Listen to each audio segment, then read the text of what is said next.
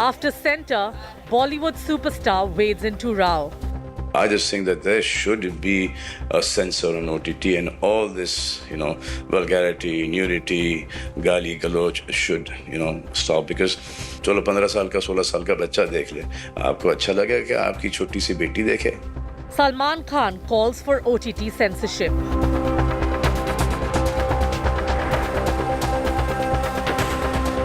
Seeks ban on OTT nudity and vulgarity. Should OTT face censorship acts? Our top focus on 6 p.m. Prime.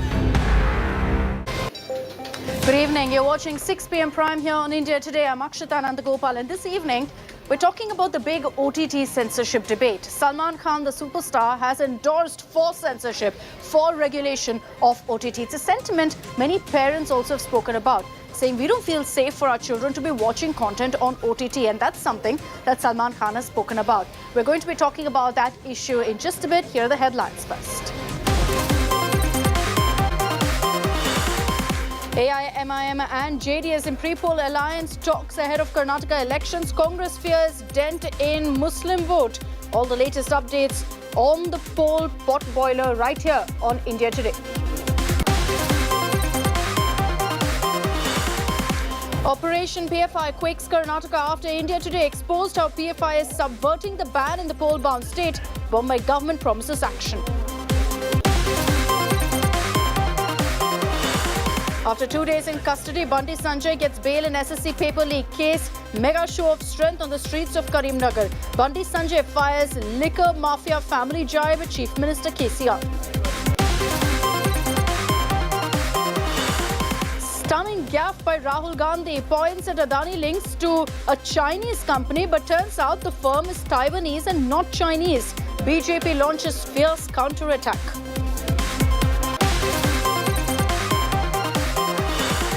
India sets up fact-check body under IT ministry. The new organization will now be allowed to label content related to the government on online platforms as fake.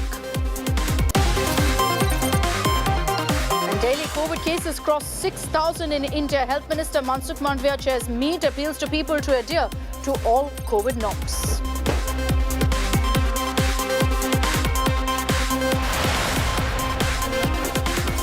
Our top focus on 6 p.m. Prime is the question on censorship of OTT. Right now, there's zero regulation, zero censorship of OTT, and it's something that has occurred in many of our minds when we watch TV shows, when we watch movies on OTT platforms, about whether there's a bit too much of vulgarity, obscenity, abusive language on OTT platforms. Salman Khan says yes, there's a need for censorship. Let's get you all those details of what the superstar said first.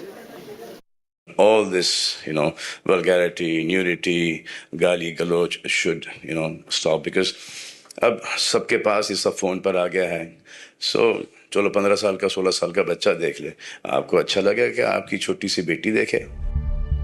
Superstar Salman Khan is all for censorship. Amid the raging fight for OTT content regulation, Salman has raised his hand for censorship. I just think that I don't believe in that kind of content. I just think that there should be a censor on OTT, and all this, vulgarity, nudity, Gali, should, stop, because चलो 15 साल का 16 साल का बच्चा देख ले, आपको अच्छा लगेगा कि आपकी छोटी सी बेटी देखे पढ़ने के बहाने में?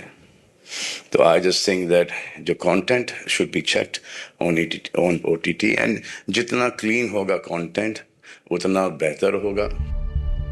Salman's message is simple. Can a teenager watch OTT content without any supervision right now, with the kind of content out there? And the centre agrees. Just days ago, Union Minister Anurag Thakur also batted for regulation. This is coming from Bollywood's one of the biggest superstars, Salman Khan. The Government of India has notified the Digital Media Ethics Code rules for the OTT platforms, with a focus on self-regulation and self-classification of the content. But I said it in the past, I'll say it today again also, that OTT platforms has the responsibility of ensuring that their platform does not propagate vulgarity and abuse camouflaged as creative expressions.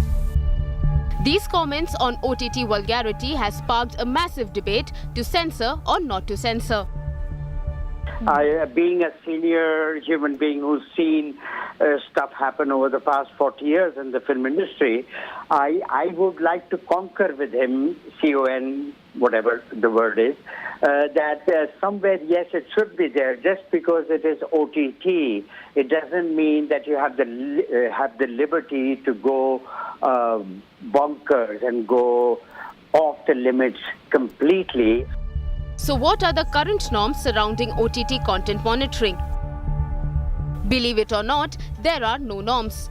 There is no censor board for OTT content regularization for now, and it doesn't fall under the Central Board of Film Certification either. Last year, a plea was filed before the Supreme Court, but it was not entertained by the Apex Court. With one of the biggest superstars now pushing for censorship and regulation of OTT content, will it push more Bollywood to speak in the same tone? Bureau Report, India Today.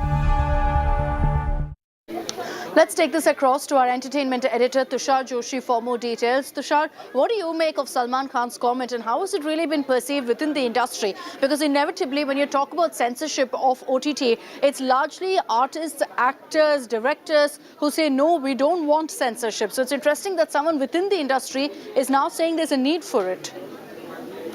Akshita, what is interesting is the fact that Salman has said this before. It's not the first time that Salman has made this comment. And it comes as no surprise for not just people in the industry, but outside as well.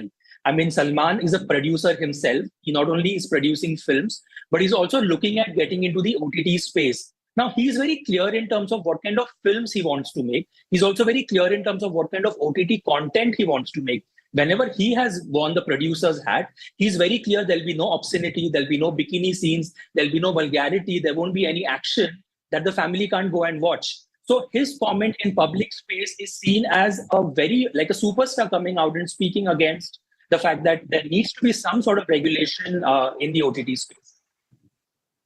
Very true, and it is definitely the need of the hour as well. But Tushar, within the industry itself, is there any question of regulation? Is there a sentiment that sometimes it's overdone by these filmmakers who take that liberty on OTT and then sometimes, kind of cross the line with nudity, with words, with the kind of language that's used? Listen, filmmaking is a creative process. Now, you and me might differ against the kind of content, about the kind of content that we enjoy watching.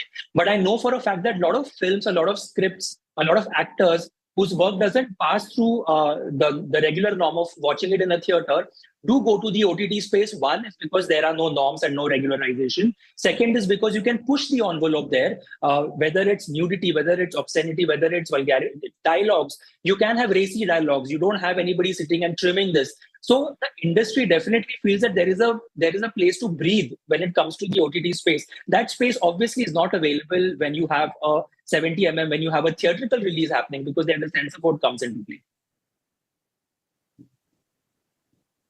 Okay, Tushar, stay on with us. We'll continue to come across to you. But I want to take you through some of the arguments for and against censorship of OTT. Those who are for it, like Salman Khan, say that there's vulgarity largely that's gripping OTT content. Argument against, essentially, is that any sort of censorship or regulation would curtail the freedom of creators, the freedom of artists on this platform. Another point is very often said, as far as these OTT shows particularly are concerned, that there's a lot of nudity and very often obscenity in OTT shows. Subscribers are well aware of the OTT content, is what filmmakers say. They say that we very clearly give a disclaimer saying this is only for adults. There's easy access, however, to vulgar content for children because of the fact that there's no way anyone can stop anyone from viewing content on OTT. So children have easy access to some of this adult content. But the argument against that is also that self-regulation must be followed, that there's no need for anyone to kind of come across and put an umbrella certification or ban or censor any content. So those are some of the arguments for and against OTT censorship. I want to play out for you once again exactly what Salman Khan said when he batted for censorship, saying that there are teenagers out there who are having easy access to content which is vulgar, which is obscene, according to him.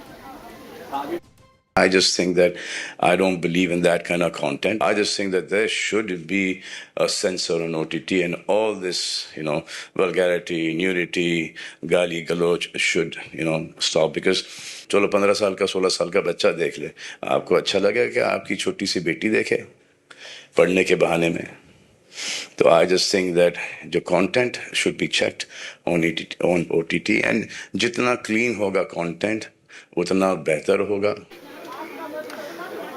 So the comment coming in from Salman Khan is go ahead and censor OTT content. It's the need of the hour. This is something the government also has said repeatedly. Tushar, bringing it back across to you, how really have other, actors in Bollywood really reacted so far as censorship of OTT is concerned? Salman Khan has spoken out. Have any of the other superstars really had an opinion on this? Akshita, I'll give you an inside scoop on something that has recently happened. Homi Ajania, who's made Cocktail, and he's a very renowned filmmaker and a director, he had a show named Saas Bahu or Cocaine, slated for OTT release. That has now changed to Saas Bahu or Flamingo. Now, clearly the word cocaine was the issue over here. Goes to show that Homi, who usually is seen as a risk taker, doesn't really want to get into that space where perhaps he would have people sit and dance over his head, asking him to cut content, asking him to regulate stuff. So the title of Saas Bahu or Cocaine, which has Dimple Kapadia also part of the cast, is now changed to Saas Bahu or Flamingo. One of the examples of what we are discussing right now, that a lot of filmmakers increasingly are also shying away, are not wanting to take those risks, going through the headaches of perhaps having protests, perhaps having cuts and censorship happening at a later stage. So the reaction to Salman has been that Salman feels this way. A lot of filmmakers and actors are not in support of what he feels. They also feel that this is the only space that lets them be themselves and give them the creative liberty and freedom. Akshita. All right, so that's definitely a very interesting point that we do take, and we will take that forward. Tushar, thanks for joining us with your insight on this. I want to introduce now on 6 p.m. Prime, Vardhan Puri, who is Amrish Puri's grandson, an actor who has also, of course, been a part of many, many OTT projects. Vardhan, thank you for joining us here on India Today. I'm curious to know what's your view on what's happening right now, what Salman Khan says when he says, there's a lot of gali galoch, there's vulgarity, nudity, there's obscenity on OTT platforms, and there's a need for censorship. Hi, firstly, thank you for having me.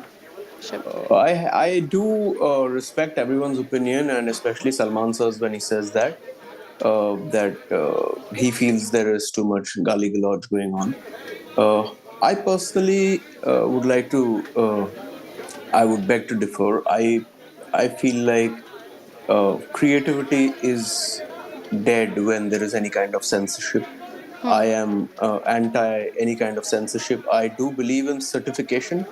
I do believe that there can be guidelines put, there can be labels drawn, whether something needs parental guidance. But I feel as adults, everyone has the discretion and the power to choose what they want to view.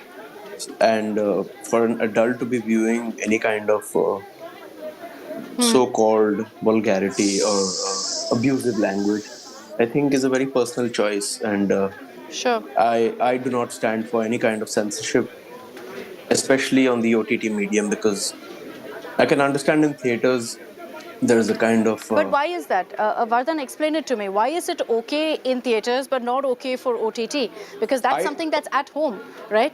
Anyone at home has access to it, which is scary because you have kids now who are able to access this kind of adults-only content.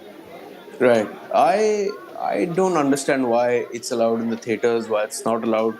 But just going by the trend and the way things have been going, we have accepted that in the theaters there are certain films which get certified. Exactly what I'm saying. Certification is fine, but cutting portions out or not allowing something to release because of the language or nudity or so-called vulgarity makes no sense to me. So you think regulation is okay? Regulation of OTT is something that you feel is fine? I feel regulation is still fine, but censorship is not. Regulation, of course, is fine because you have to regulate who is being able to watch the content. Since there are also children and minors who do consume this kind of content. But the moment there is realization that there is an adult watching or viewing that kind of content, then to have any kind of censorship and cutting off scenes and deciding for people what is okay and what is not for them to watch, I think is kind of ridiculous. Very often the argument that's put forth, that if you look at social media right now, the debate on OTT regulation or censorship, whichever way you'd have it, Vardhan, is that there are many shows and films out there who resort to nudity, who resort to obscenity because it sells and it gets them the numbers that they require, when it's not really necessary for the script or for the artistic freedom that you also speak about. Do you think that's a reality and there is a need to address that as well? But my question is, who decides whether something is right or wrong? Who decides? It's the maker who should be allowed to decide that. And No, it's so for the example, audience's if you have a choice. CBFC for films, would you be okay Right. with something like that being set up for OTT? Whether I'm okay or not is not going to be considered, because ultimately it's the people in power who decide, and rightly so, because if they decide for it to happen, then I don't think we'll be anyone to be able to say anything about it or have any power. But I would not be for it. I think at least the OTT should be allowed to breathe the way it has to, and creativity should not be stifled through the use of any kind of censorship. I think as an artist, it saddens me to know that tomorrow the content which I might put out, the films I will make, the kind of voice I want to put out might be thwarted and might be just made to look like something very different from what I imagined. All right. We appreciate your thoughts, your opinion on this. Thanks very much, Vardhan, for taking the time out and joining us here in India Today. So you've heard what Vardhan says, and this is largely what, in fact, many within the industry say. They were not okay with censorship, regulation to some extent, to ensure that there's a control over who watches content based on, the kind of scenes that are there in the film or series. That's something most filmmakers say, yes, we need to ensure. But this is a debate that will continue because so far, no steps have been taken for regulation of OTT content. That's all we have time for. Thanks for tuning in. Coming up on the other side is a special report where we talk about all of, in fact, the different crises that's hit the state of Karnataka, issues that the voters want addressed.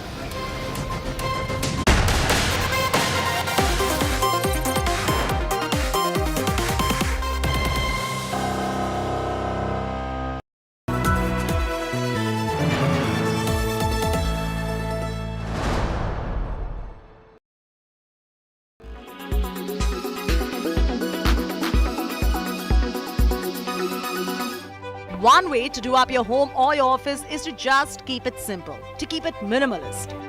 The ones known to be masters of minimalism, even in fashion, Abraham and decor, stamp just this in the capacity of designers who are now into the design innovation in home decor space too.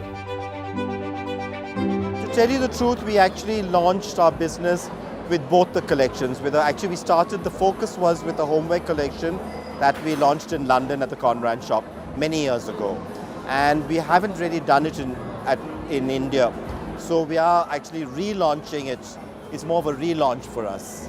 Fashion and home lifestyle is always intertwined together actually. And I think it's a big part of what we do, bringing fashion and home lifestyle together, which brings in the actual play of ceramics into it. And the play of that coming as big bowls and plates, as well as crockery and cutlery. Minimalism is timeless. Keeping home decor simple involves selecting a few key pieces that complement each other and arranging them in a way that feels cohesive and visually appealing. Personally, I like minimalism because I think it requires more discipline. Everything has to be simpler, purer, and you can build on it. I mean, maximalism is valid too, but it's just another style, and this is a style that we are comfortable with. Part of every collection, whether it's fashion or it's the home, always is introduced with a black and white line, which I think is accessible to everybody. all ages. Keeping it simple can be simplified further. Simply begin by using neutral color palettes, whites, beiges, grays, blacks, what have you. Less is more, so do not clutter. Use decor made of natural and sustainable materials to create a sense of calm and tranquility. Choose pieces that are timeless. In New Delhi with Vaishnavi Kaharwar, Lifestyle Bureau, India Today.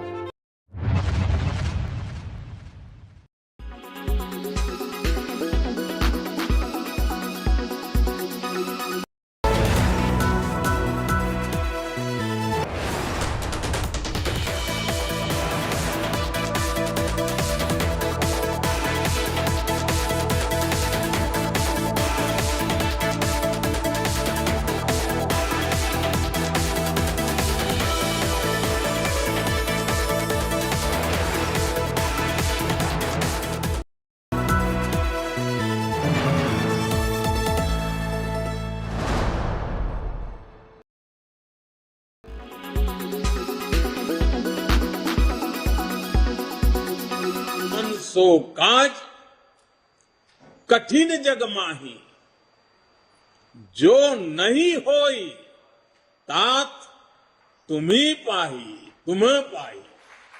यानी ऐसा कोई भी काम नहीं है जो पवन पुत्र हनुमान कर नहीं सकते. PM Narendra Modi has set his eyes on 2024. On BJP's Foundation Day, PM Modi sounded the poll bugle for his party, setting the tone for Karyakartas for the big political battle. भाइयों और बहनों, भाजपा वो party है जिसके लिए राष्ट्र सदैव सर्वोपरि रहा है. He was also unsparing in his political attack, firing one salvo after another at the Congress and the opposition's attempted show of unity. Congress और उनके जैसी पार्टियों का कल्चर, उन पार्टियों की पहचान क्या है? इन लोगों की बादशाही मानसिकता ने देश की जनता को हमेशा अपना गुलाम माना. The Prime Minister's politically charged attacks on a day that the opposition came together for a Tiranga march. They stepped out of the parliament. This is united force of the opposition parties, and these MPs are holding the national flag Tiranga in their hands. Parliament was adjourned sine die today after 2 weeks of non-stop disruptions and dangal in both houses and bills being passed with zero discussion. The Congress led a 200-meter march from Parliament to Vijay Chowk, holding flags, accusing the government of not allowing the House to function. And yes, they attempted another big show of unity with this photo op of party leaders standing together. कभी आपने सुना कि सरकार के लोग ही उठ के माफी मांगो बोल के गड़बड़ करके सदन खत्म कर देते हैं? तो वो खुद ही कॉन्स्टिट्यूशन को नहीं मानते, डेमोक्रेसी को नहीं मानते, लोकतंत्र को नहीं मानते. We've had a situation where 45 lakh crores of taxpayers' money has been approved on the finance bill without a single minute's discussion. This is not the way parliamentary democracy is supposed to function. Let's protect and safeguard our democracy. The future of our country depends on it. The BJP meanwhile hit back at the opposition, calling Rahul Gandhi a repeat offender. He is now becoming a repeat offender in terms of putting baseless allegation against the Prime Minister. The opposition united when convenient versus Narendra Modi. Operation PFI quakes Karnataka. India Today investigation sets the agenda.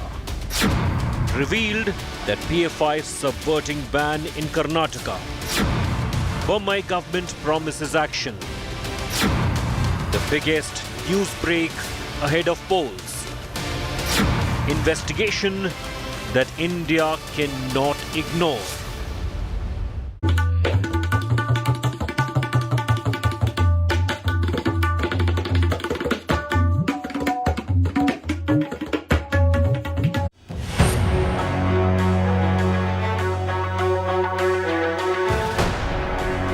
As Karnataka's gladiators battle it out, with a month to go for the big vote, what are the 5 issues dominating Karnataka? 5 issues that have captured mind space and headlines. 5 issues that have scarred a beautiful state. From communal tension to corruption. From pothole deaths to the encroachment mafia. An unmissable ground report. Crisis Nataka.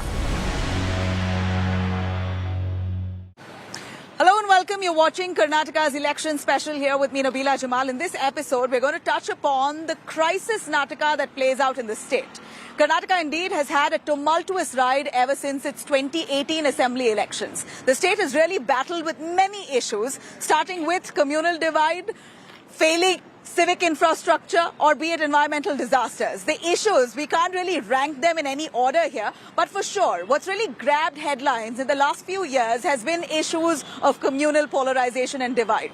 In fact, be it the halal ban, or for that matter, the 4% reservation for Muslims that have been scrapped recently, or even the hijab controversy and the Tipu Sultan debate. It seems like these issues have really managed to make it to national headlines in the last few years. And this will surely be the biggest reason what will drive people here to come out and vote, and a huge challenge for whichever government here comes to power. Let's have a look.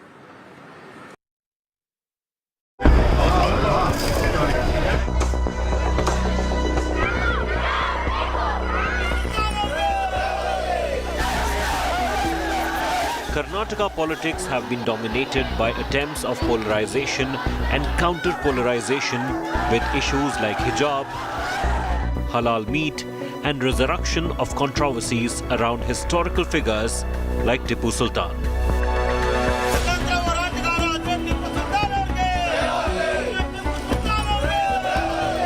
In 2015, then Chief Minister of Karnataka, Siddaramaiah, decided to celebrate Tipu Sultan's birth anniversary as Tipu Jayanti on 10th November 2016. BJP, then in opposition, called it appeasement politics to influence minority votes. They called for statewide protest against the celebrations, and many of them even boycotted the celebrations in their respective constituencies. BJP stalwart Yedurappa announced that Tipu Jayanti would be scrapped as and when they come to power. 2-3 things. More than 17 to 18 murders took place from last so many months. And also the Tipu Jayanti day, last time also the Kodagu incident. He has bent upon this because just to this vote bank politics. So we are not against Muslims. We are against about this Tipu Jayanti program. 3 days after coming to power in 2019, Yedurappa government scrapped Tipu Jayanti, but the controversy did not die. In October that year, he also removed all references of 18th century Mysuru and Tipu Sultan from school textbooks. Tipu Jayanti, we are going to drop everything, and even in textbooks also, which is appeared in the textbooks, that is also we are thinking to cancel it.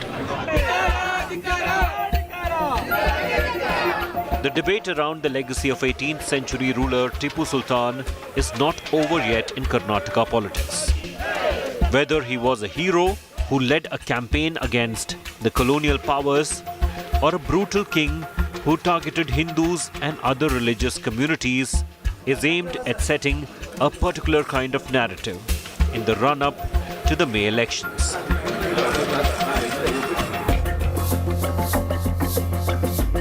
The whole of 2022 was dominated by hijab row. It started from a pre-university college in Udupi and soon engulfed the country in its cusp. Few Muslim students were barred by the college from attending classes in hijab. They protested.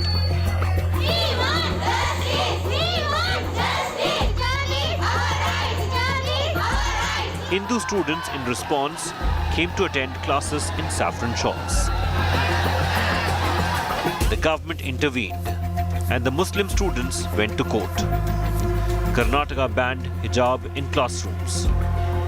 As clashes broke out on the streets, war of words started among the political leaders.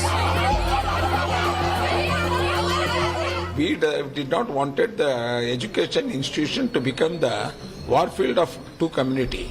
It is a sacred place where education is more important, and every student should feel that we are equal. We are the citizens of the country. We should not be identified by our any dharma or etc. So we government clearly took a stand that this should not be done at the premises of the institutions. Constitution has given us an opportunity to do what, how to do, what to wear, what not to wear. There are institutions which has their own law and constitution. Any parent who want to admit their child, they will look at that and send their child. So it is the choice which curriculum, which dress a child has to wear, the institution has that. Now a lot of changes are going on in Karnataka. The small problem was being occurred, the government would have sorted out. It has completely failed. In March, Karnataka High Court ruled saying hijab is not part of essential Islamic religious practice and upheld state government's ban on wearing headscarf in educational institutions. The legal battle over hijab reached the apex court, and in October 2022, Supreme Court delivered split verdict on hijab ban. It directed appeals against Karnataka High Court order before CJI for constitution of larger bench. In March this year, some students sought a directive from the apex court for the government educational institutions in Karnataka to allow them to appear for examinations wearing the hijab. The SC refused urgent listing of the application. The hijab ban by the Karnataka government has led to a fall in the number of school-going Muslim girls. In court, one of the lawyers appearing on behalf of Muslim girls challenging the Karnataka High Court's verdict on hijab ban told the court that the ban had resulted in nearly 17,000 girls skipping their examinations in 2022. Other than the hijab, halal meat also stirred up hornets' nests in Karnataka, and it started in April 2022. Fringe organizations objected to halal meat in the context of the Hosatadaku celebrations of the Ugadi festival. Hindu Janajagriti Samiti, the Sri Rama Sene, the Bajrang Dal, and a few other groups issued demands for the removal of halal certification from the signboards of meat shops. On 1st April, at least 10 to 15 men were caught on CCTV threatening staff at a hotel in Karnataka's Bhadravati not to serve halal food. ಆರ್ಥಿಕ ಜಿಯಾದ್ ಏನು ಅಂತ ಹೇಳಿದ್ರೆ ಇನ್ನೊಬ್ಬರ ಹತ್ರ ಮುಸಲ್ಮಾನರು ವ್ಯಾಪಾರ ಮಾಡಬಾರ್ದು ಅನ್ನೋ ಕಾರಣಕ್ಕೋಸ್ಕರ ಹಲಾಲನ್ನು ಒಂದು ಎಕನಾಮಿಕ್ ಜಿಹಾದ್ ಥರ ಉಪಯೋಗಿಸಿದ್ದಾರೆ, ಅದನ್ನು ಹೇರಿದ್ದಾರೆ. ಅವ್ರಿಗೆ ಹೇಗೆ ಹಲಾಲ್ ಮಾಂಸನ ಉಪಯೋಗಿಸ್ಬೇಕು ನಮ್ಮವರು ಅಂತ ಅನಿಸುತ್ತೋ ಹಾಗೇನೆ ಉಳಿದವರಿಗೆ ಅದನ್ನು ಉಪಯೋಗಿಸಬಾರ್ದು ಅಂತ ಅನಿಸಿದ್ರೆ ತಪ್ಪೇನು? It is just now started. We have to study in entirety because there is nothing to do with some rules or nothing that. So it is a practice which was going on. Now serious objections have been raised regarding that. We will look into that. In Karnataka, everywhere it is like this. Such a thing I have not seen in my life. Now only the people has to respond. Bharatiya Janata Party every day created the restlessness for the Muslim community. All these issues had one thing in common, and that was the support from the incumbent ruling party of Karnataka. An analysis of all elections since 2008 shows that the BJP has done very well in 3 of the 6 regions in Karnataka. And they are Mumbai, Karnataka, Hyderabad, Karnataka, and Coastal Karnataka. The 3 regions account for 102 of the total 224 assembly seats in the state. The BJP won 59 of these seats in 2008, with a strike rate of nearly 58%, which was much higher than the party's performance in other parts of the state. After a blip in 2013, when the strike rate dropped to just 22%, BJP has gone from strength to strength in these regions in all subsequent elections. In the 2018 assembly polls, BJP improved its strike rate in the 3 regions compared to what was the case a decade ago. The 3 regions have a Muslim population in excess of 15%, which is much higher than the state average. According to credible reports, Muslims play a decisive role in as many as 40 assembly constituencies in the state. The community has a sizable presence in another 70 seats. What seems to have worked for the BJP is counter-polarization, raising the fear of the minority community with issues like hijab, halal meat, and resurrection of controversies around historical figures like Tipu Sultan.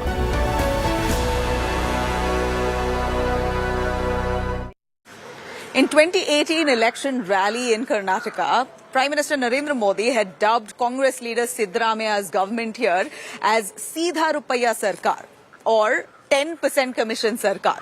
And now cut to 5 years later, BJP at the helm of affairs here with Chief Minister Basuraj Bommai is facing similar charges of corruption. In fact, they're being called a 40% Commission Sarkar. And with that, it's indeed clear that corruption is a big crisis to fix in the state.